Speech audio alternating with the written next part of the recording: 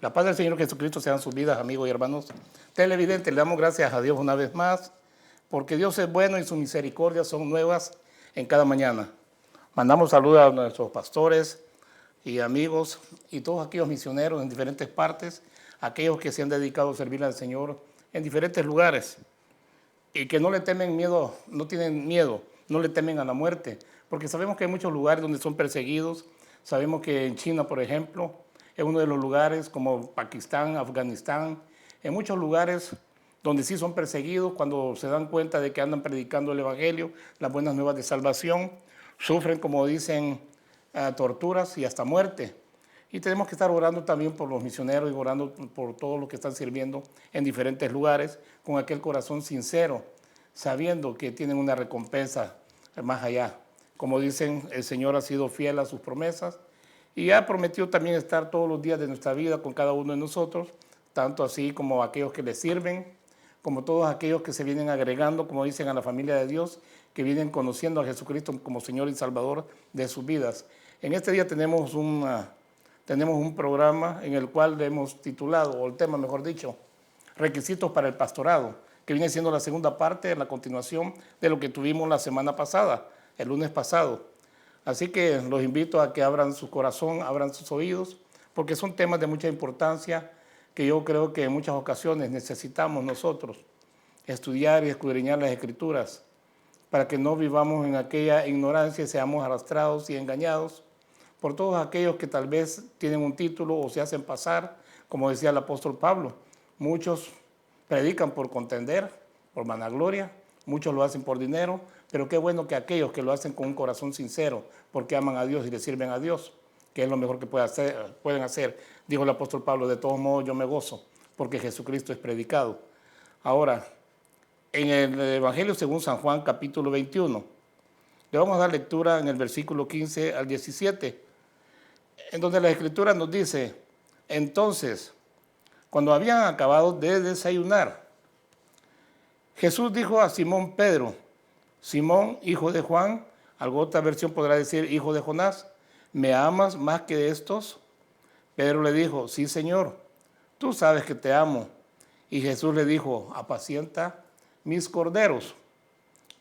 Por segunda vez en el versículo 16. Y volvió a decirle por segunda vez, Simón, hijo de Juan o hijo de Jonás, ¿me amas? Pedro le dijo, sí, Señor, tú sabes que te amo. Y Jesús le dijo, pastorea mis ovejas. Y por tercera vez, en el versículo 17, vemos cuando mi Señor Jesús le dijo, por tercera vez, Simón, hijo de Juan o de Jonás, ¿me amas? Pedro se entristeció porque la tercera vez le dijo el Señor, ¿me amas? Y le respondió, Señor, tú lo sabes todo, tú sabes que te amo. Y Jesús le dijo, apacienta mis ovejas. Cuando estamos viendo en estos textos bíblicos, en estos versículos bíblicos, que mi Señor Jesús le está preguntando a aquel discípulo, le está preguntando si lo ama. Cuando vemos nosotros se refiere a la palabra con lo que es amor. Y me gusta mucho que en una de las cartas del apóstol Juan menciona, dice, si alguno dice que conoce a Dios, pero no ama a su hermano, el tal es un mentiroso, dice. No lo conoce porque Dios es amor, dice. Entonces aquel que ha nacido de nuevo y conoce a Dios, entonces ama a su hermano, ama a los demás también. ¿Por qué? Porque se manifiesta el amor de Dios a través de él. Y esto le está diciendo mi Señor Jesús a Pedro. Pedro le dice, ¿me amas? Y 3 veces le hace la misma pregunta. Cuando dice que Pedro se entristece, yo me pongo a pensar por un momento con aquel Pedro que en otro tiempo le había dicho al Señor, Señor, yo doy mi vida por ti. Que tal cosa no te acontezca, cuando el Señor dijo que era necesario que fuera y tuviera una muerte, que iba a morir y muerte de cruz. Pero se interponía, decía, no, Señor, yo no voy a permitir que eso te acontezca, yo doy mi vida por ti. Y el Señor Jesús le dijo, Pedro, antes que cante el gallo me habrás negado 3 veces. Por eso dicen que Pedro, cuando oyó cantar el gallo, lloró amargamente, dice, porque él había dicho, Señor, yo pongo mi vida por ti y yo no quiero que tal cosa acontezca. Ahora cuando mi Señor Jesús le dice a Pedro y le está dando, ¿me entiende? Le está dando en ese momento aquella responsabilidad, aquel trabajo de mucha importancia que era de pastorear, le pregunta, ¿me amas? Porque déjame decirte que si alguien no conoce a Dios, no puede amar, porque Dios es amor. Y cuando le hace la pregunta 3 veces a Pedro, ¿me amas? Pedro inmediatamente debe haber recordado el pasado. Y a última conclusión viene Pedro y sabiendo que es como un hombre que puede cometer muchos errores, es un hombre que no es perfecto. Viene y dice, Señor, tú lo sabes todo, tú lo conoces todo. Tú sabes que yo te puedo fallar en cualquier momento. Tú sabes que yo puedo decir que te amo con todo el corazón y estar dispuesto a hacer todo hasta lo imposible. Pero tú conoces mi corazón, Señor, tú sabes quién soy yo realmente. Ahorita puedo estar hablando y es posible que cometa muchos errores. Pero en ese momento, Pedro le dice, Señor, tú lo sabes todo. Ahora cuando estamos viendo que sin amor, ¿de qué sirve que un rico venda propiedades, lo reparta a los pobres y haga todo lo que haga? Si no hay amor, ¿de qué sirve? Por eso Juan 3:16, un versículo que ven que es el corazón de Dios y que lo conocemos muchos, lo conocemos hasta de memoria ese versículo, que de tal manera amó Dios al mundo. Está hablando de la palabra amar, de aquel amor de Dios, de aquella entrega de Dios, procurando el bienestar de todos los demás. Y en este momento le dice a Pedro, Pedro, ¿me amas? Si me amas realmente, dice, vas a manifestar ese amor para con las ovejas. Vas a manifestar ese amor para con los corderos, aquellos recién nacidos. Con aquellos que comienzan, vas a tenerles paciencia, los vas a amar, los vas a respetar, vas a tener cuidado de cada uno de ellos. Porque si me amas, Pedro, así como yo he amado a la humanidad y te he amado a ti. Y como dijo el Señor Jesús en esta ocasión, el buen pastor dijo su vida da por las ovejas. Yo soy, dijo el Señor Jesús, el buen pastor. Y el buen pastor su vida da por las ovejas. Y el Señor Jesús dio la vida por cada una de las ovejas. Las de aquel tiempo, las que estaban antes de Él. Y los que estamos ahora en este tiempo también, los que han de venir. Ya el Señor, como dicen, manifestó su amor por cada una de las ovejas, pagando, dice, a muerte de cruz, y con su preciosa sangre para limpiar de todo pecado a aquel que viene a sus pies, reconociendo que es pecador y necesita de Él. Pedro dice, tiene cuidado de los corderos, de los recién nacidos, de los que apenas están comenzando. Pedro, ten cuidado de las ovejas, de las que te encargo, de las que andaban conmigo, de las que andaban con nosotros, que ahora que yo me voy, a ti te dejo la responsabilidad. Cuando Dios está hablando, cuando el Señor Jesús está hablando de amar, del amor, déjame decirte que vuelvo otra vez hacia atrás a recordar a David que amaba a su padre Isaí, amaba la obra de pastorear, amaba a las ovejas de su padre. Y si no hay amor, nada se puede hacer como con aquel gozo y aquella alegría y con aquella responsabilidad que se hace. Ahora cuando estamos diciendo que es la segunda parte, continuación de este tema, porque la semana pasada pues el tiempo se nos fue rápido, como dicen. Habíamos quedado en lo que estábamos hablando acerca del decoro, hablamos acerca de lo que es hospedador. Creo que íbamos a comenzar hablando acerca de lo que es hospedador, nomás que dimos el tema un poquito corrido por motivo de tiempo. Pero cuando nos quedamos nosotros en la Escritura, viendo en la primera de Timoteo, estábamos en primera de Timoteo, en la primera carta a Timoteo, capítulo 3, que quiero hacer un pequeño recorrido, como dice en primera de Timoteo, capítulo 3, del versículo 1 hasta el 7, a donde habíamos comenzado hablando acerca de los requisitos que habían. Y habíamos encontrado nosotros que también decía que tenía que ser hospedador. Y esto lo venimos viendo nosotros en el versículo 2, donde dice que sea de conducta decorosa y que sea hospitalario. El pastor tiene que ser hospitalario, hospedador. Y cuando dice que tiene que ser hospitalario, en Hebreos capítulo 13, si vamos a Hebreos capítulo 13, acontece algo muy precioso cuando el Señor habla y dice que tienen que ser hospedadores. En el capítulo 13:2 de Hebreos, hace mención de algunos acontecimientos. Por ejemplo, dice, permanezca el amor fraternal, dice, y no os olvidéis de mostrar hospitalidad, porque por ella, dice, algunos, sin saberlo, hospedaron ángeles. Imagínate qué precioso.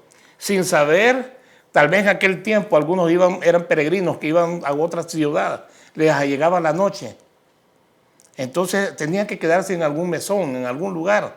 Y si ya no había espacio, aquí es donde el Señor dice claramente a los obispos, a los ancianos, a aquellos que quieren servir como pastores, tienen que ser hospitalarios.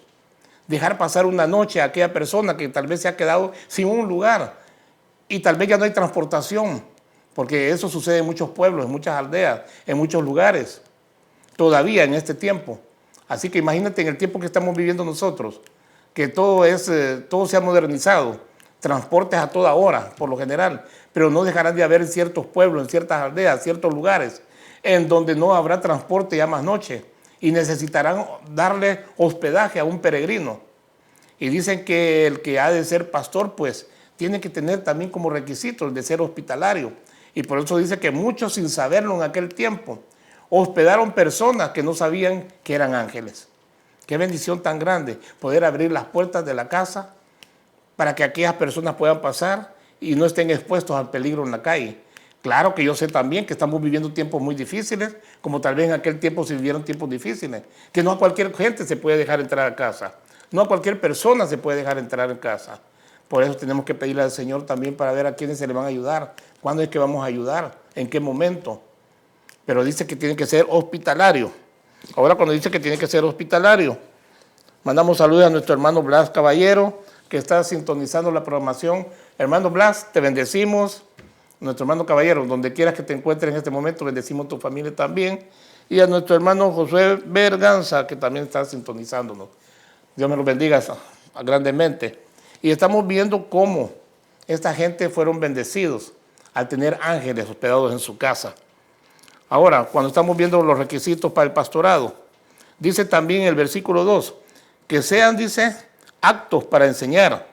Y cuando dice que sea una persona apta para enseñar, es una persona que está ligada o vinculada, dice, o determinada a llevar a cabo una función. Una persona que está determinada, una persona que está capacitada y apta para llevar a cabo una función. Por eso dice que esté apto, que esté calificado para poder llevar a cabo esa acción, la cual estamos hablando en este momento, de la cual se refiere a poder enseñar. Porque dice apto, dice, para enseñar. Y ahora, ¿para qué? ¿Enseñar qué? Para enseñar doctrina, para traer las buenas nuevas de salvación, para poder instruir a las personas, para poder instruir a las personas nuevas que se están convirtiendo al Señor.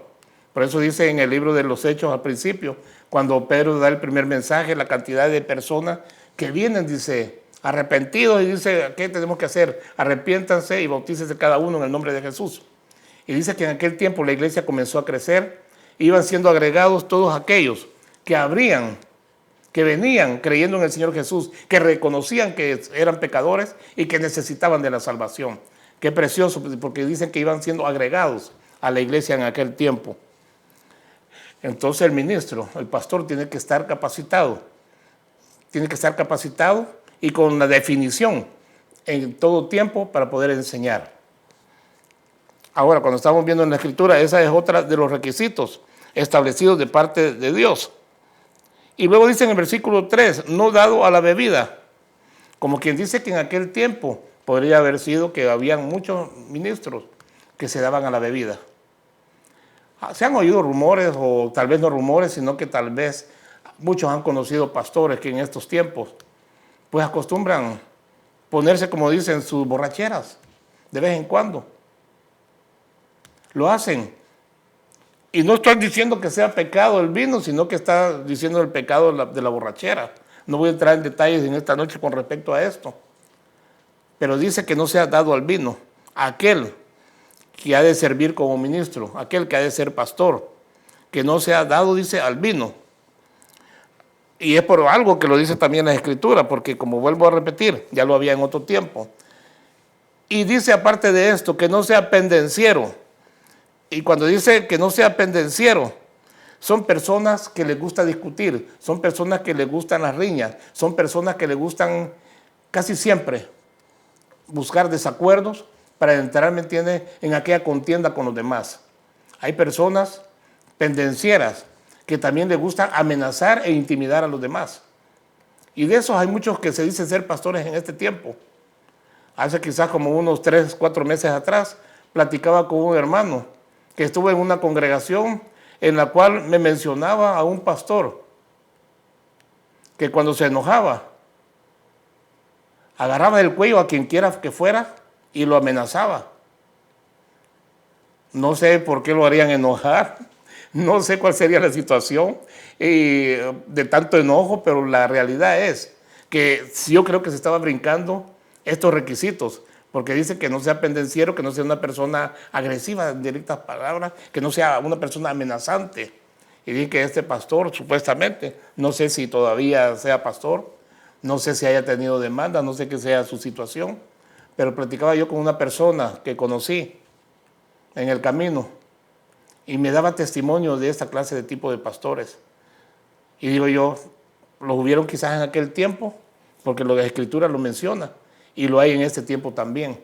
Pendencieros y pastores que amenazan a las personas, las intimidan y llegan al grado hasta incluso de la manipulación. Cuando estamos viendo nosotros estas cosas, todo esto realmente, todo esto es una realidad que se está viviendo y muchos lo están viviendo hoy en día. Estamos viviendo tiempos bastante complicados, estamos viviendo tiempos bastante difíciles, en los cuales estamos viendo que en muchos lugares mucha gente ha sido lastimada, mucha gente sigue siendo lastimada y sigue pasando por momentos muy difíciles. Ahora cuando estamos viendo nosotros las escrituras, las instrucciones de los requisitos que Dios ha establecido, repito, muchos se han brincado casi todos estos requisitos. Ahora cuando dice en la escritura que no sea pendenciero, sino que a todo lo contrario, si no debe ser pendenciero, que sea amable. Y cuando dice que sea amable, aquí estamos viendo en la escritura, hay muchos que ni siquiera tienen aquí atenciones con las ovejas, ni siquiera de un abrazo, bueno, menos, ¿verdad? Si no dan la mano, menos de un abrazo.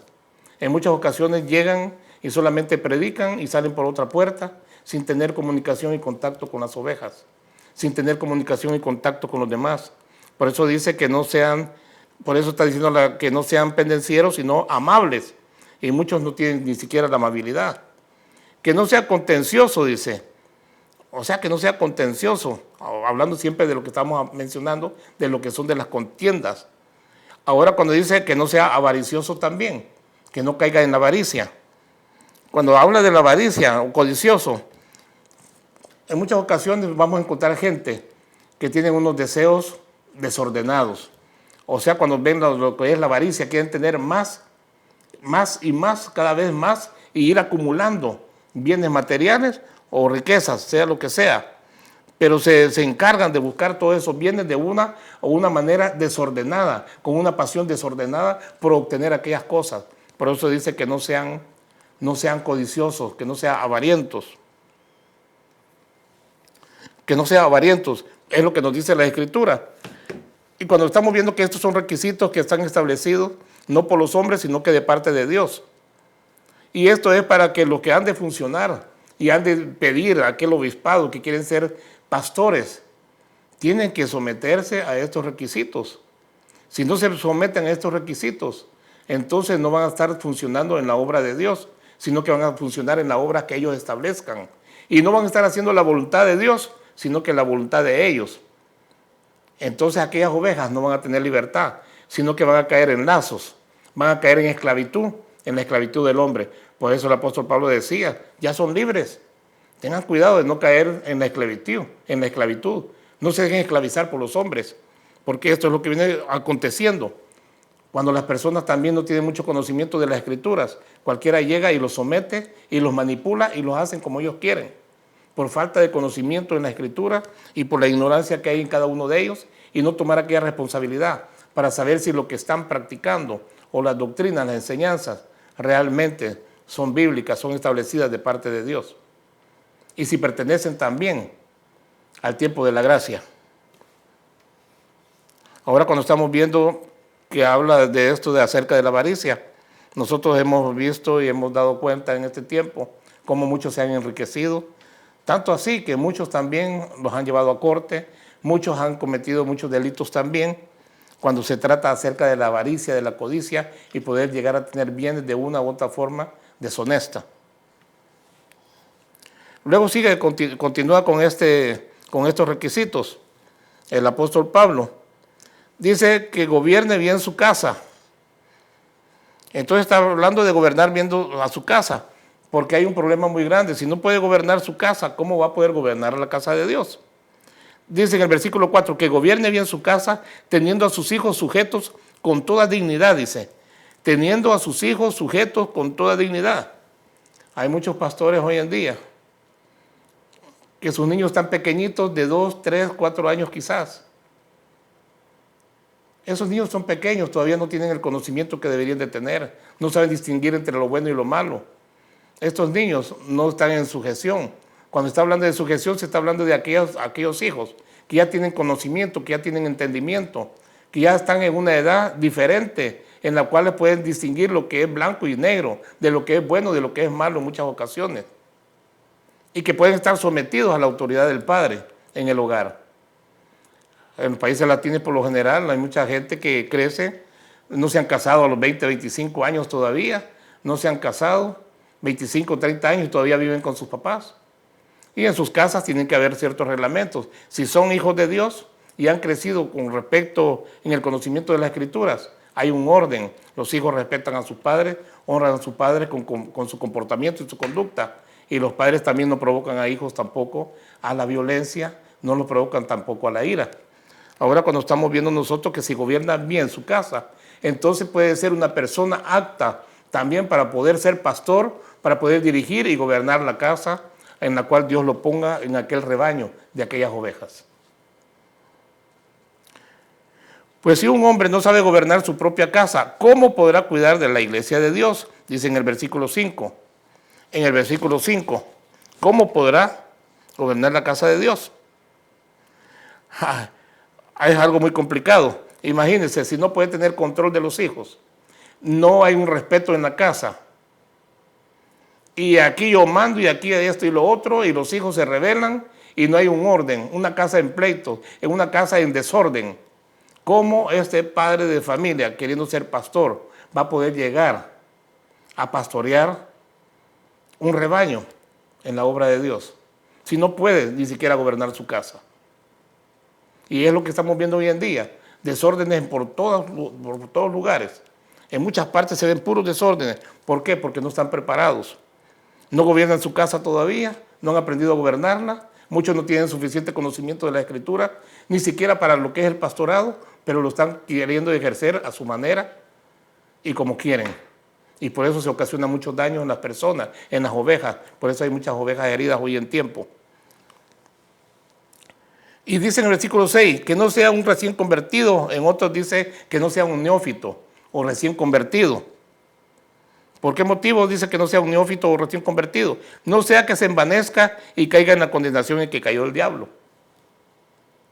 Entonces se puede envanecer la persona en el ministerio. Y esto le traería consecuencias no solamente a él y a su familia, sino que también a aquellas familias y aquellas personas que están en ese rebaño que supuestamente él tiene que dirigir. Y cuando son personas que yo me he dado cuenta hoy en este tiempo, que tal vez tienen 2 años que se convirtieron a Cristo y al 3er año ya están pastoreando. Entonces están brincando también lo que son las escrituras y lo que son los requisitos al pastorado.